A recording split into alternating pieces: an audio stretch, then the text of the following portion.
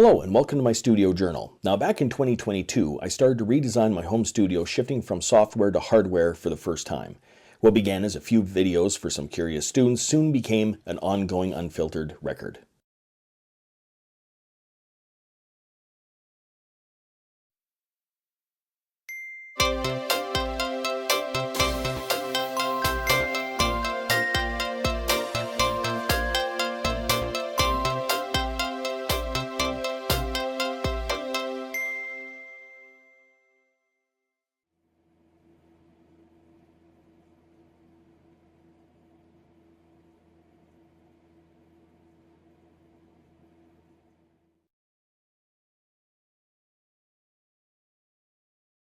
My latest purchase here is the Wasp Deluxe. So it comes in the standard white box that it usually does, that all their synths kind of come in. Let's open this up and see what we got inside. So obviously a quick use manual. This would be the adapter, I believe. Yeah, the adapter. Put this over to the side. So this over to the side, and let's lift this out. Oh, here's the cables then, if you're going to connect it into a Euro rack.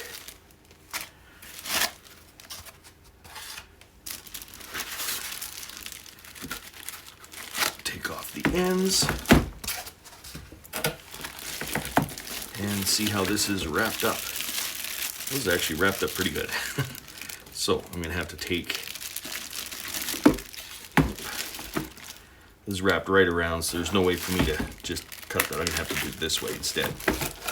So cut that, then you should be able to slide it out of the case, or slide it out of the plastic here.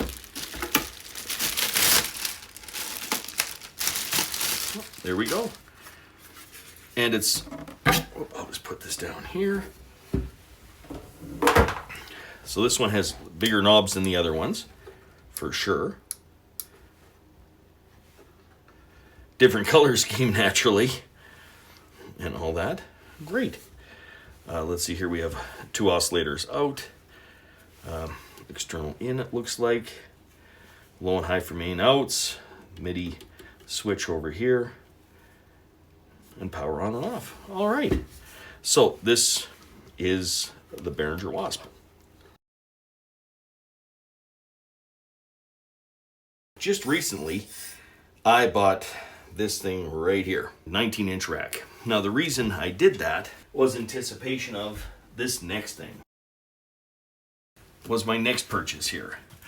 This is a little bit bigger than what should be on this desk probably. Okay, I'll cut that there. And then this will swing open, good, good, good. Put this back down like this. We'll see if we can open this thing up. This one's gonna be a little bit trickier, just in that it's bigger. So this right here, once again, is the adapter. Oh, this one's a, This is interesting. Okay, so this is a two-part adapter. So this one plugs in, and then there needs to be a component to plug in the wall. But so far, we haven't seen that part of the component yet. So I'll put this back in here. What makes me concerned about that? All right. Let's flip this open. Okay, I don't have to be worried anymore. I see it at the back here. Okay. This thing out. Oh, this is okay, this is heavier than what I thought it was going to be, for sure.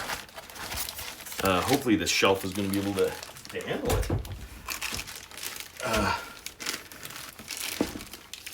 It looks like the cord part of it is attached to the back here. I'm not going to lie it down on all the switches. I'm not sure that would be a great plan. So I'm just going to do that. And we'll see if that will pull off like that. Excellent. Okay, so then how do we get into the rest of this? As usual, they've taped around the edge. So then if I just cut straight down here,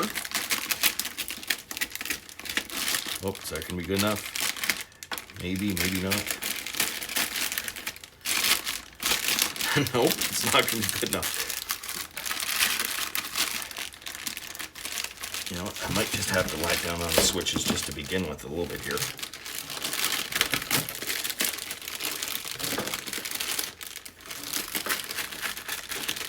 That.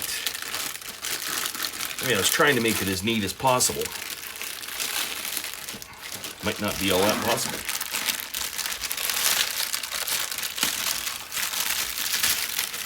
All right, pull it like that. There we go. Pull that out. I'm gonna have to put this back here just for a second. Get rid of the box here. And this is what it looks like. That's pretty nice, I think. Switches feel good.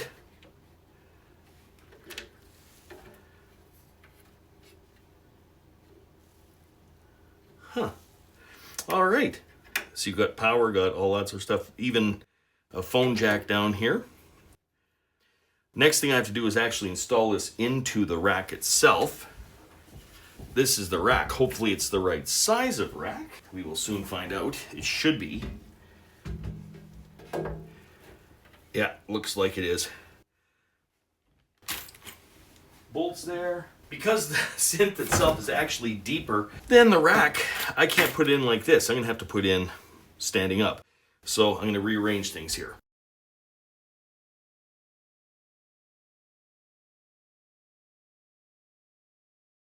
If you'd like to follow the full journey, check out my online studio journal linked in the description. Until next time, I'm just a music teacher having fun. Catch you on the next one.